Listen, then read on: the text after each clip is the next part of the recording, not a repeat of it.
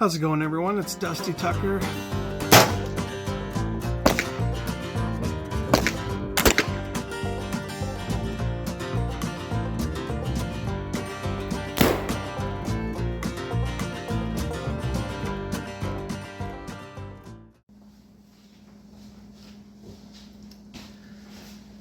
How's it going, everybody? It's Dusty Tucker. I wanted to give you guys a little update on the BCL SRV2 Siberian, chambered in 223 or 556 wild or whatever you want to call it. You can shoot both out of it. I've been shooting mainly 556 and I shoot 223 as well out of it, but they're both pretty much the same.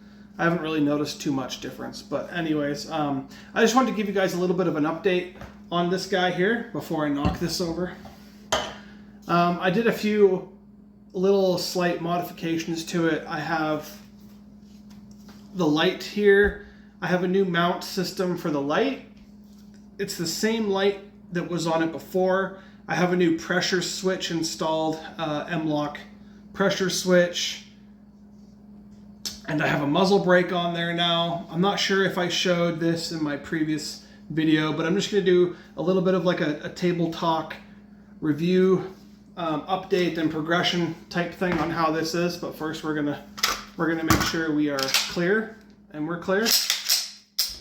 So basically I want to talk about a few things, and some of the things are the good, the bad, the ugly, and all that jazz. So let's start with the bad news. Let's get the bad news out of the way. I shot about 350, 400 rounds. I actually documented this. Let me just find this here.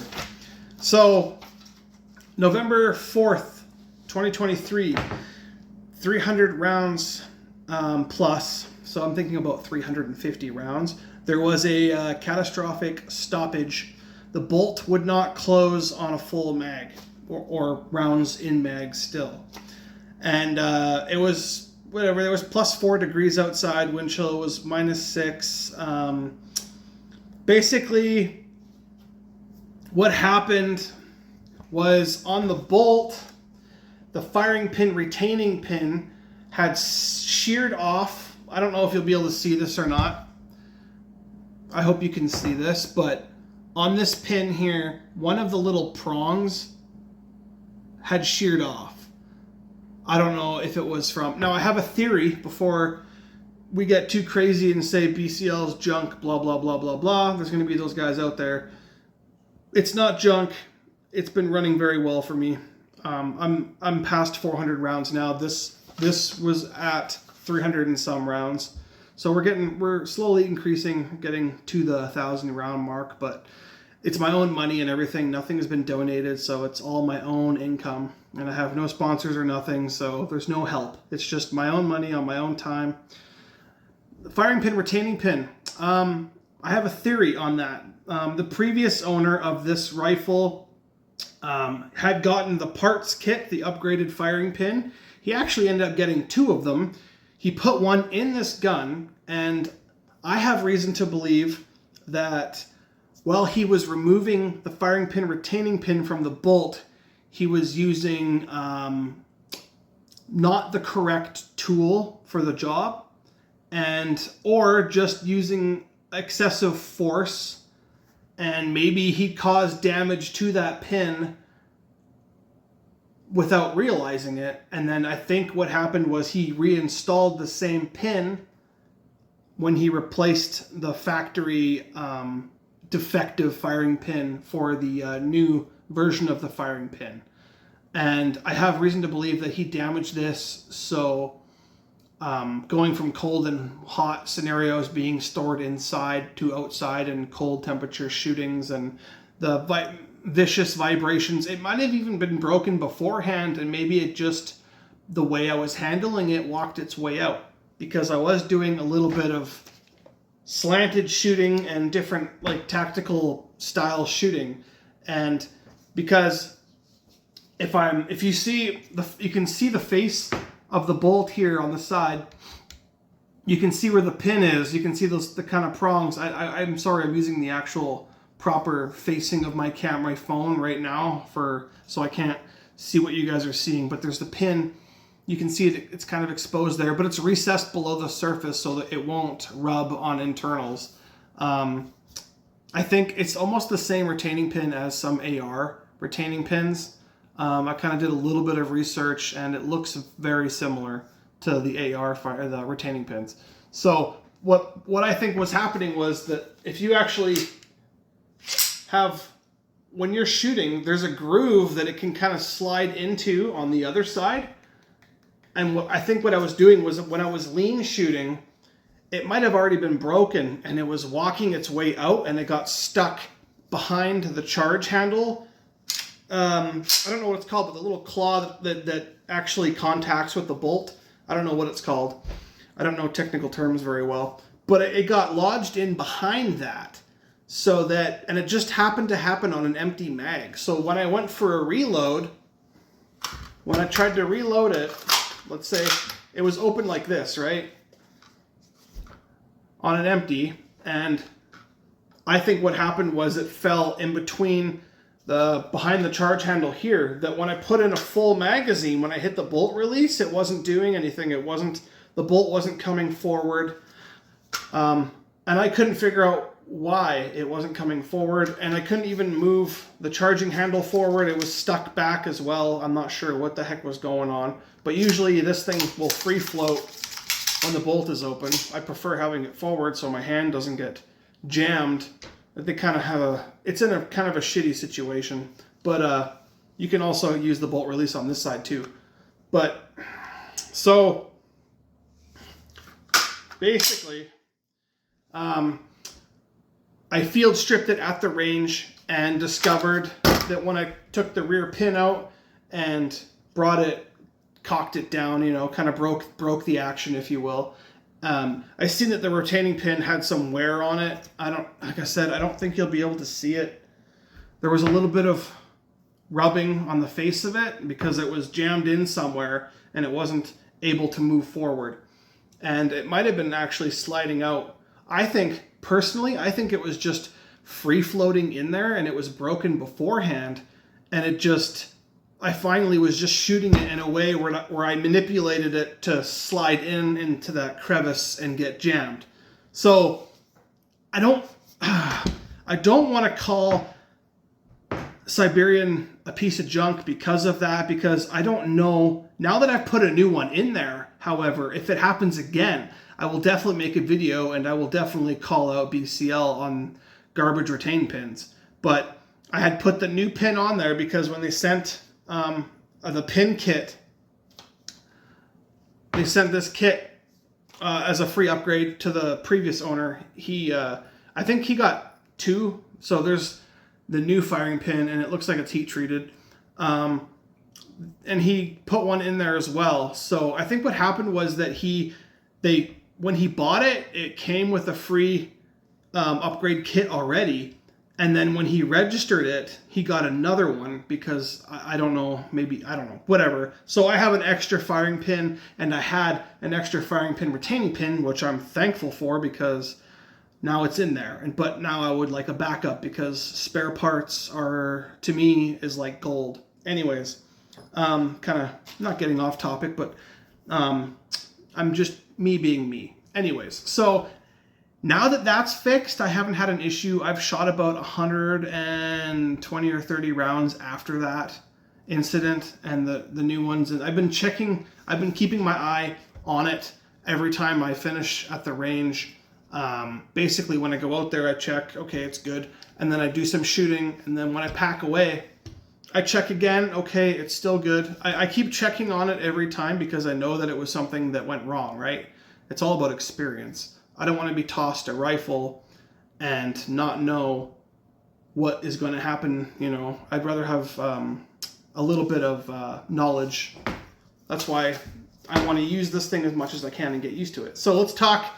Let's get the bad out of the way and sort of the ugly. Let's do a little bit of accessory talk with it. So in case I didn't really go over it very well in the first video explaining what my stuff was, but I'll do a better job this time. I'm not very much of a technical speaker. I just kind of voice my opinion, if anything, on stuff. So I have it all written down. So let's just start with the glass. This is a Victo optic.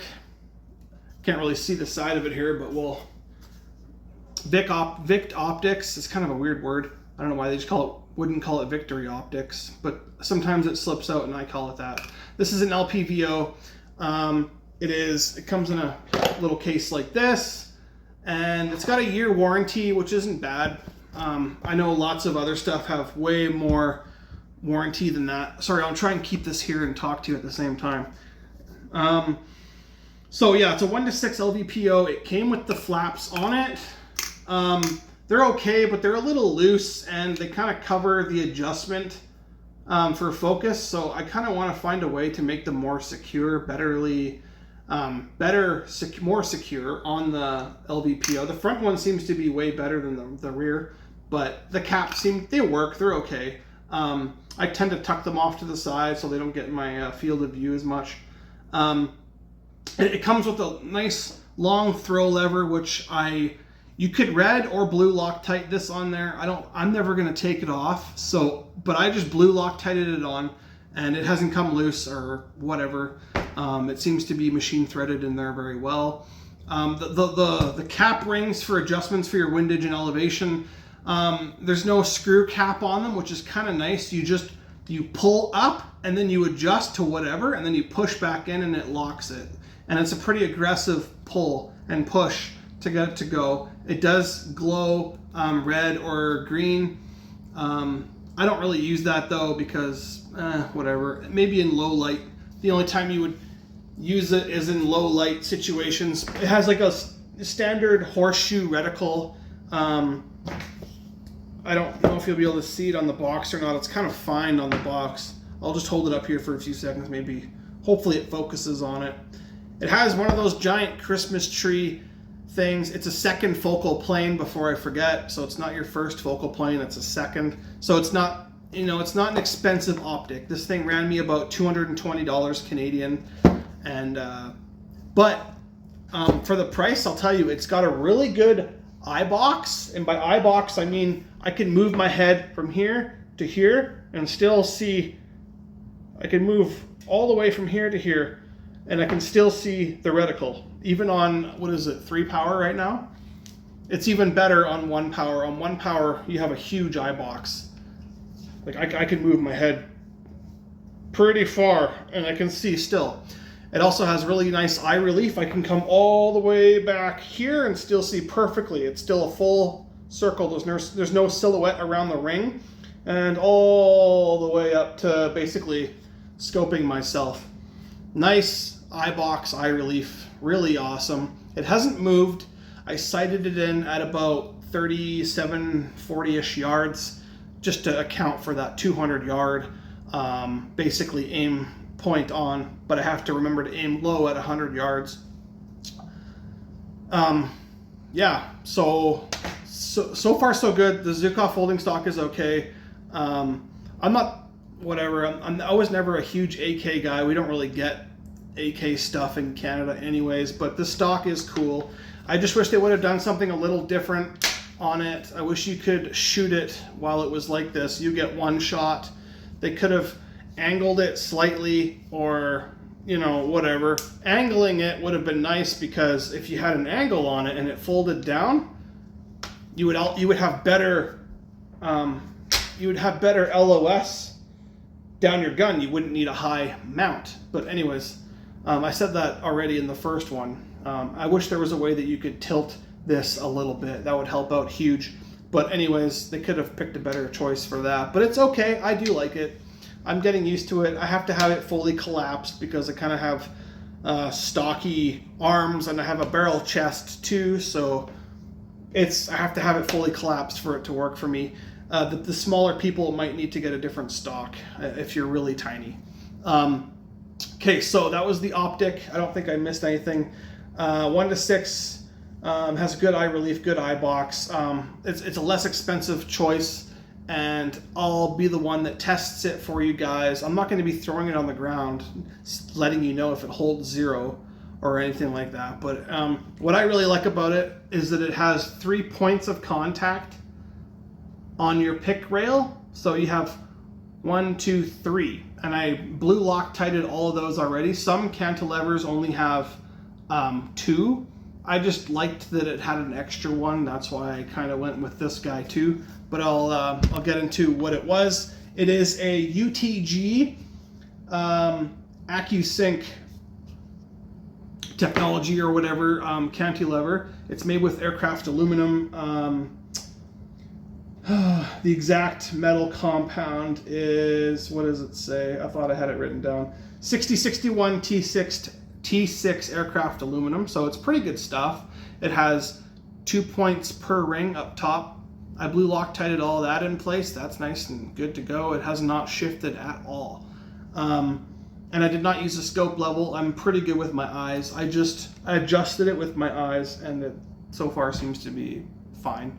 But I've only shot it at 100 yards, so we'll know maybe once I get it out to 200, 300, 400 yards, which I would like to do, but we don't really have a gun range like that around here where I live. Lots of stupid gun laws in Canada, in case you guys don't know, if you guys are from the US. What else do we have? It's a high profile, and I made sure that I got a high profile mount because of the back of the stock, basically all the way to the front of the barrel. It's all one plane. It's just a straight, nice, it looks really sleek and cool like that, but you don't want to be scrunching your frickin' eye right along the Picatinny on the bottom to be able to see what you're shooting at. So I had a nice high profile. Now I can actually see without squishing the hell out of my face or my cheek on the gun. So that's nice. That's another reason I got it. It was about $65 on Amazon. You can buy this guy on Amazon. It was pretty affordable. I thought it was really good. 30 millimeter ring on it, and I put little pieces of felt inside the scope rings just because I like to have not so much crush pressure, even though it is torqued to 25 inch-pounds. Is that what that is? I'm not sure. 25 INLB. I think that's 25 inch-pounds, but I did torque it, so it's on there good. And they're also blue Loctited on there. What else do I have written down here? Yeah, I think that's it. That's why I selected this guy. So these two are a good combination together. So the grip is nothing special. The grip is just an M-LOK Magpul MVG, just like more stubby vertical grip type thing. It's been pretty nice to me. I haven't had any issues with it at all. It's more of like I use it as like a hand stop. I use it for multiple things. I don't actually use it for a grip anymore because I think it's just kind of silly. I don't know. Maybe that's more of a thing of the past. But I like to nestle my hand up here, and then I'm right here with my lights, my switches. It's all right there, which is nice. So I just have to move my finger from here, which is a regular grip, up to here for the light. So speaking of light, let's talk about the light.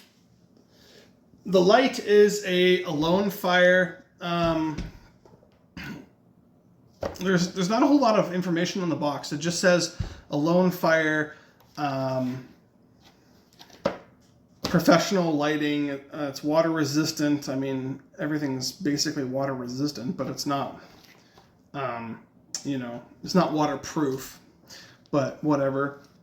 It would be kind of nice if it was waterproof. You could waterproof it, but it came with a bunch of accessories. It came with a pick rail mount like this. I originally had it up here, but because of the low access on the whole top part of the Picatinny rail all the way to the butt, I wanted the flashlight to be kind of out of the way from up top here. And that mount, as you can see, it comes up a little bit too high, and I can see that in the optic, and I don't really like that. So I got rid of this mount, which is, I think it comes with it, the Alone Fire, or I had to buy it for like 20 bucks or something.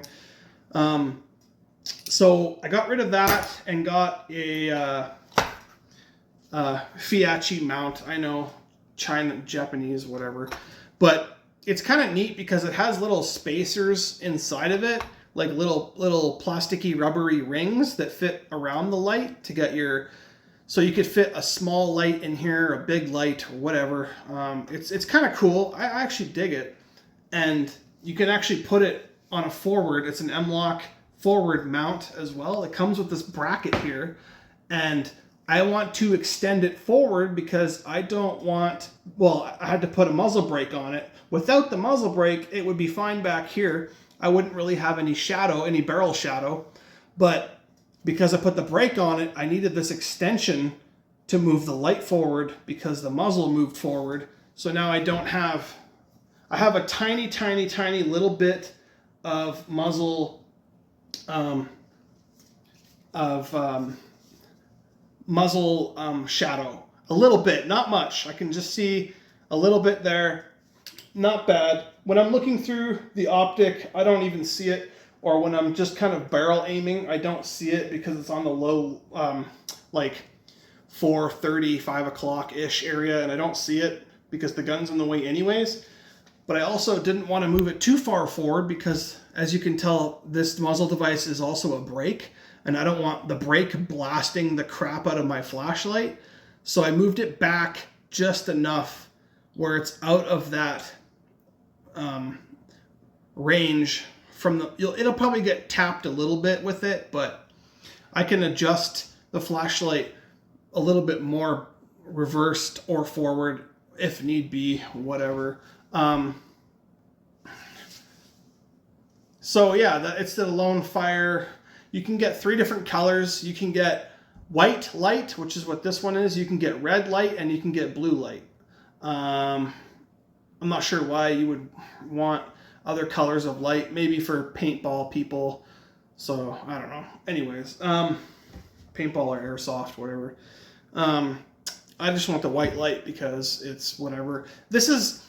Don't get me wrong, I know this is all less expensive hardware that I have on here, and the main reason behind that was, I think I did mention it in my other video, I wanted it accessorized fully right when I bought the gun, and I didn't have enough money for all the really expensive hardware and stuff, you know, the good stuff that I can't afford. Like I can't afford a $300 flashlight or a $300 pick mount rail or a $1,300, $1,400, or $2,000 plus optic. I can't afford that, man. That's why I also went with the BCL rifle itself, because even secondhand, I couldn't afford a brand new one, so I got a used one that was allegedly had a low round count, but you know, I don't know, maybe there could be some lemon models, there could be BCL Siberian SRV2s out there that are lemons, and maybe me getting a used one defeated that of getting a lemon. I don't know. The only problem I've had with it so far is the firing pin retaining pin that had walked out on me. And there was earlier issues, but it was operator error with the bolt not being all the way forward. Gingerly closing the bolt is a no-no on this thing. I think I've mentioned that before. But right now, you would get a light strike on the primer. It has to be all the way forward. And I think a part of that reason is there's a little notch here that this sucker slides into. And as it gets worn in, it's been doing it less and less. So it's that little notch on there that's stopping it from the bolt closing all the way. But if you just manipulate it like an SKS, if you be rigid with it and firm with it, it won't be an issue. Just don't gingerly close the bolt. You really shouldn't gingerly close the bolt on anything anyways, because you might get a light strike. It happens with other guns too, not just these. So those are the only two like real problems I've had with it so far. I haven't had any other issues. It's been really good to me. I had it out in -10 when I was doing some like tactical shooting with it, if you will, at the range, and it performed very well. I haven't had, ever since I replaced that firing pin retaining pin, if you keep it lubed, when I got it, it was bone dry. There was not a lick of oil on that bolt. Nothing. It was like it came out of the factory bone dry, and then somebody threw in dust as well, and then just kept shooting it. Maybe he had issues with it. Maybe that's why he wanted to sell it. But no, he said he wanted a bolt action, I think is what his main reason was. But yeah, no, I have not had any other issues with this gun. It's been performing really well. I think I finished with all the accessories. But like I said, the reason I wanted to just buy middle of the road, or maybe slightly lower than middle of the road type equipment, and slap it on this thing, just to get it functioning and to get it shooting, so I could go train with it while maybe I maybe I go and save money for a better optic or a better whatever. But honestly, this optic is proving itself pretty good. I haven't had any drift with it or anything so far. It's shooting at without a lead sled. I'm just shooting at it off of a sandbag and in my shoulder. It's shooting a solid 1 MOA with 55 grain Winchester jacketed FMJs. Like, so not shit ammo, but medium on the road ammo. And it's shooting fine with it. It's shooting, like, I can shoot 1 MOA with 5 rounds, with 5-round groups, and I think that's amazing. I think that's pretty damn good.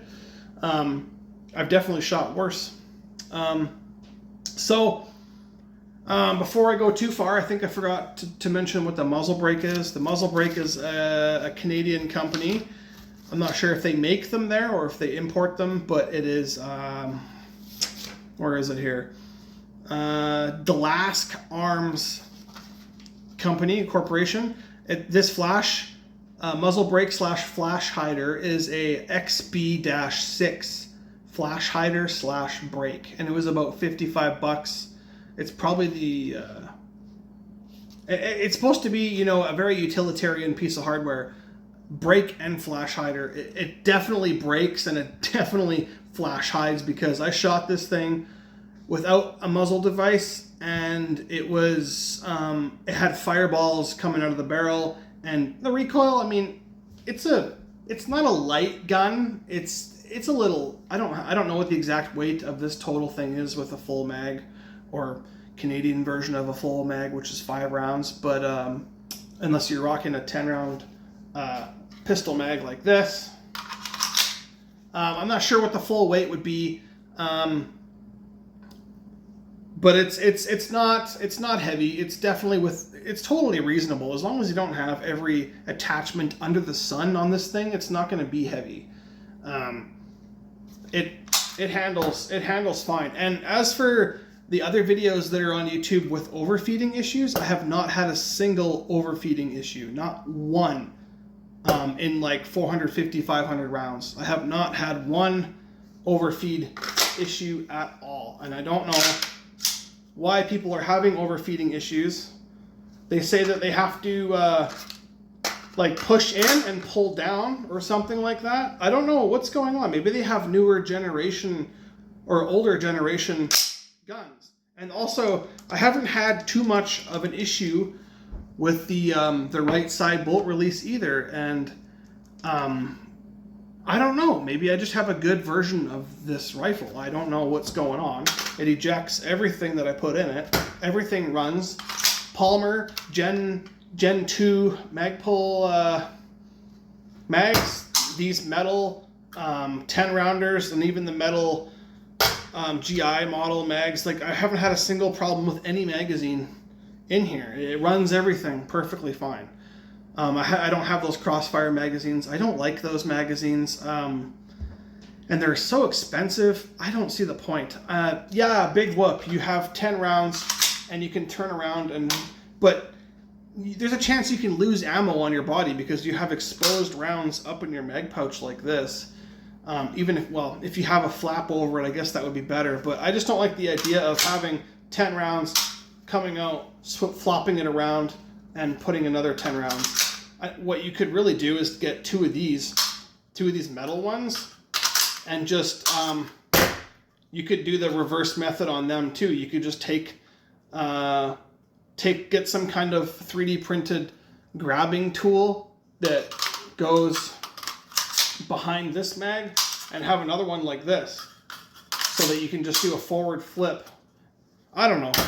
That's whatever. I prefer these. I like these mags. There's nothing wrong with them. I like the metal GI mags the best, but everything runs in it, so I have no problems.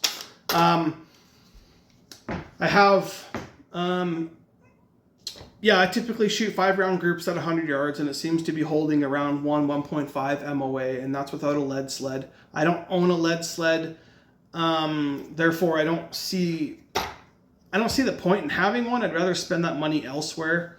Even if I got a free used one or something, I might try it, but I'd rather me be the machine in charge of where the rounds go because I don't know, man.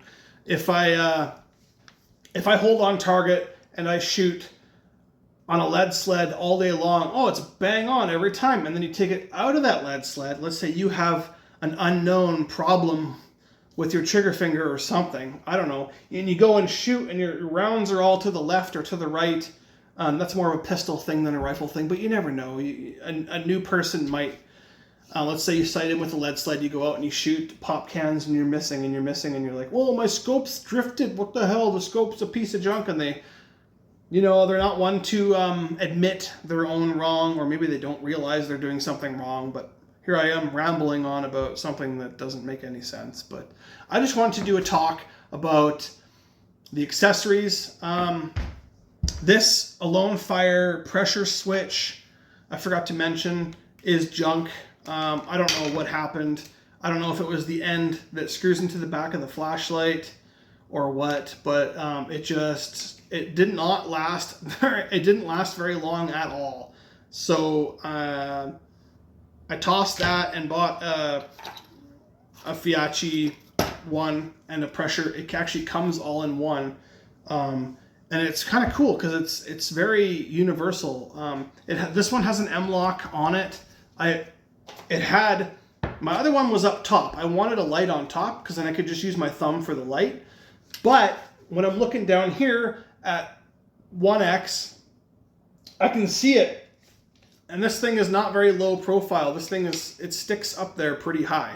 So you have to have this platform, and then this one screws on top of it. So altogether, it's probably this high up off the gun, and it doesn't obstruct my view, but I can definitely see it, and I don't like it.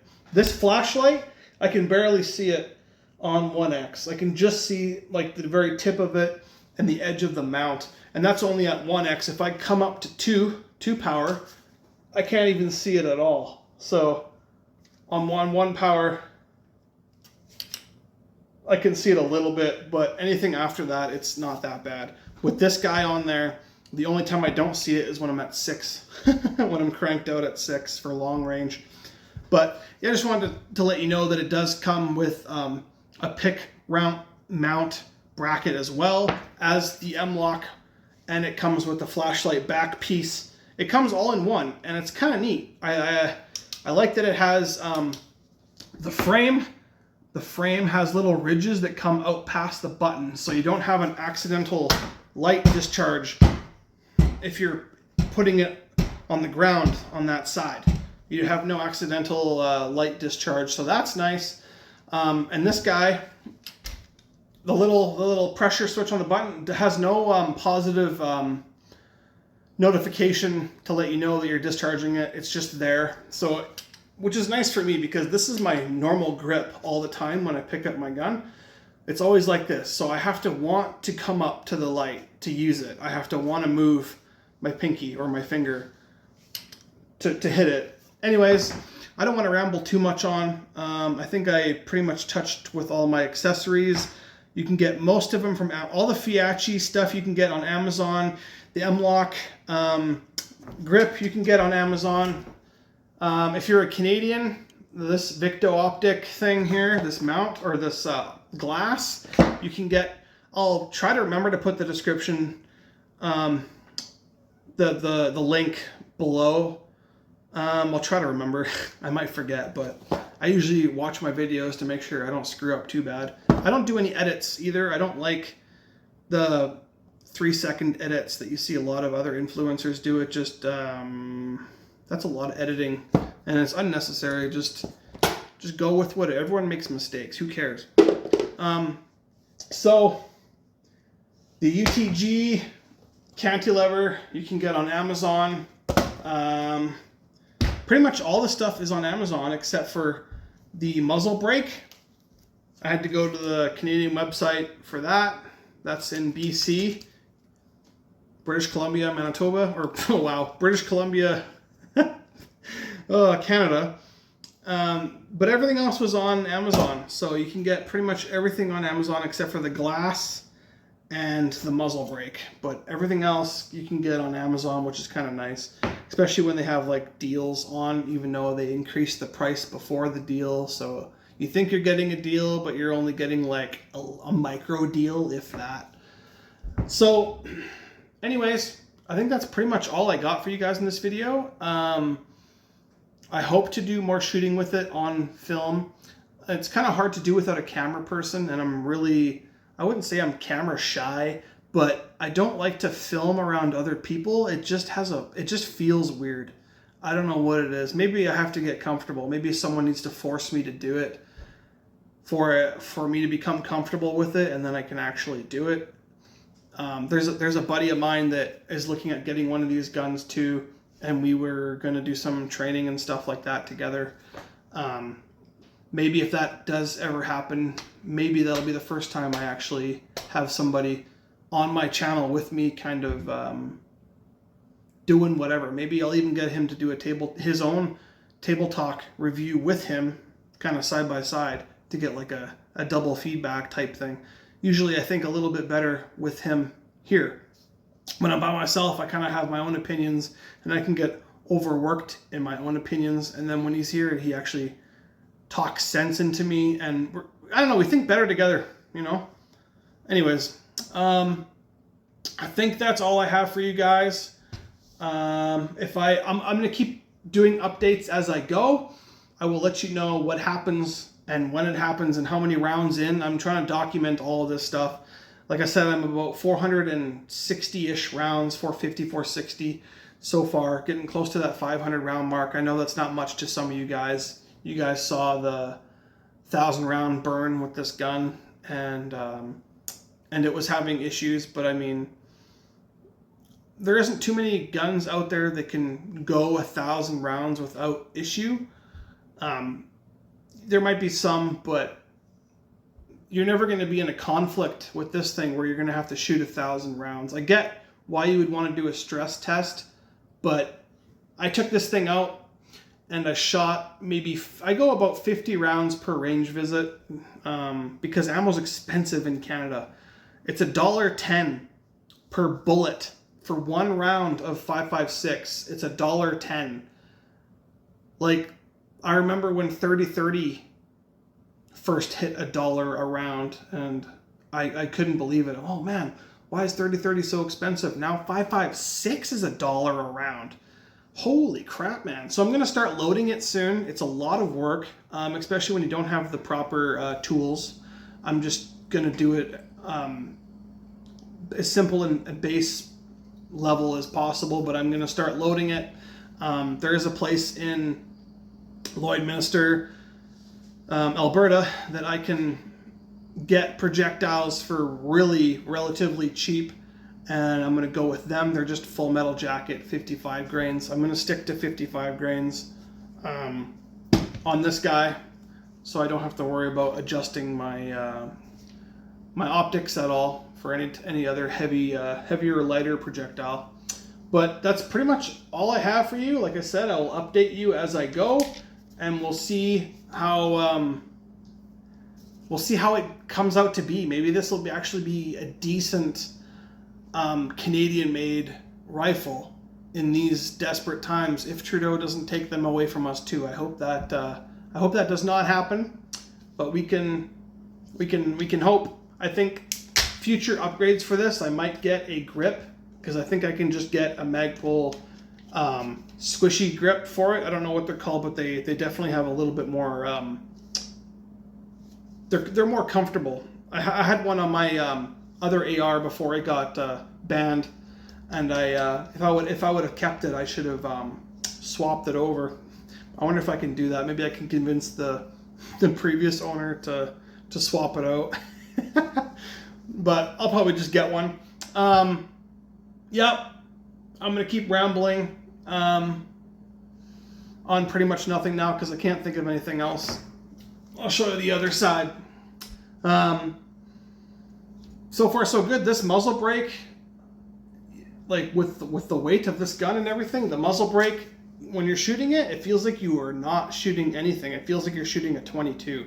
There's next to no recoil. In fact, when I started doing some fast-paced shooting with it, I was anticipating recoil, so I kind of brought the gun down a little bit, and I didn't need to, and I actually started missing. I'm like, holy shit, I was anticipating recoil when there's like none. So awesome muzzle device, definitely.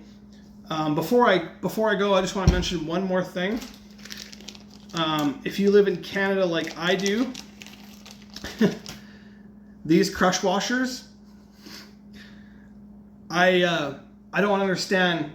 If any of those companies are out listening, like if Cabela's or Brownells or anybody or any other Canadian company, can you guys please ship parts via envelope, especially ones like this? Because I don't want to pay $40 shipping for a fucking ring. Excuse my French, but a crusher washer, I was going to buy one of these on Marstar, and they were going to charge, I think it was 35 or 40 bucks shipping. And I said, what? There's no way. I went on Amazon. I don't like to, talk up on Amazon because I know they're kind of crooked too, but I bought 13 of them for under $40. So these companies need to realize that if somebody bought, and before I even take it any further, why the hell, I'm actually going to email this company. Why does Glask Arms not send a crusher washer with a muzzle device, especially a muzzle device that has to be directed out the sides because of the braking action? Not everything is going to line up perfectly every time. It would have been really nice if they sent a crusher washer with that muzzle device. That would have been a lot handier. Anyways, Amazon, $35, I think, for 12 or 13 rings. You just can't, like, why I don't understand why they're paying so much for shipping. Why can't you just put it in a envelope shipping package, like with the bubble wrap and shit? They're not very expensive. I think they're $5 or $7. Like, just charge that and send it. Like, I don't need a box for a frickin' ring. I don't know. Anyways, I'm gonna end on that note. If you're a Canadian like me and you want to find a 5.56 223 rifle that's fun to shoot, I'm leaning towards suggesting getting one of these. I mean, it's worth the try. It is a Canadian company, and there are areas in here that they have cheaped out on, and maybe I'll explain that in another video. It's just weird stuff. Like, why would you paint the inside of the receiver? I don't know why they did that. I don't know if it's paint, Duracoated, or powder coated, or what, but I don't know why you would do it on the inside when you're going to have friction in there anyways. It makes no sense to have it like that. I'm not saying they cheaped out because of that. I'm curious on why they did it. That's all. It just lets you see where the extra wear happens, I guess. And those little retaining rings that hold the bolt together when you pop the rear pin and tilt when you break the gun open. There's two little, I don't even know what they're made out of. I think they're pop can shims or something. They're so light. They worked for the first 3 disassemblies, and then they just fell apart. So there's 2 little retaining on the recoil, or the springs on the rods there that hold the whole mechanism together. That only works for the first 300-400 rounds, and then they're going to shear off, and then you have to watch as you break this thing because it might launch out at you. It's whatever. They cheaped out on that. I don't know why they couldn't have put something better in there than those shitty little shims. But there's a few things like that they cheaped out on, which is kind of dumb. But they're just little things. Like, why wouldn't you just go the extra mile and make them better? I still have to get a sling for this thing. I'm still in debating on what I want to put on it. I don't know if I want a QD system or a single point system, or I don't know what I want on it yet. I haven't decided. I've had no gas piston issues, nothing of that sort. I took it all apart, like I said, when I got it. I would even suggest doing that when you purchase one of these brand new. Strip it right down, naked, clean it, oil it, and blue Loctite everything that should be, like the gas system piece there. Blue Loctite that. Blue Loctite. I even blue Loctited the handguard. I just put a little dab on each one just to make sure they don't walk out. Just little stuff. Go over everything. I do it with any gun. I'll buy a brand new U-Birdie revolver. Not that you can buy them anymore because of the ban, but I remember I've bought 2 or 3 of them, and every time I buy one, I take the whole thing apart, make sure it's good, because you don't want to be shooting it and have a faulty part when it passes warranty and then you don't get it, right? I would just field strip it right out of the box, make sure it's all good, and then reassemble it, and then you know you're not going to have any immediate issues. I didn't have that chance with this guy because I didn't buy it new, but I did buy it used, but I still did it anyways, and I wish I would have looked at that a little closer. But now that I know how it works, that firing pin, retaining pin, I will be keeping an eye and letting you guys know as well. But that is it. That's going to be my second opinion review, I guess, on the BCL Siberian / what I'm getting for attachments. So we'll go with it. So until next time, Dusty Tucker signing out. We'll see you next time. Keep shooting.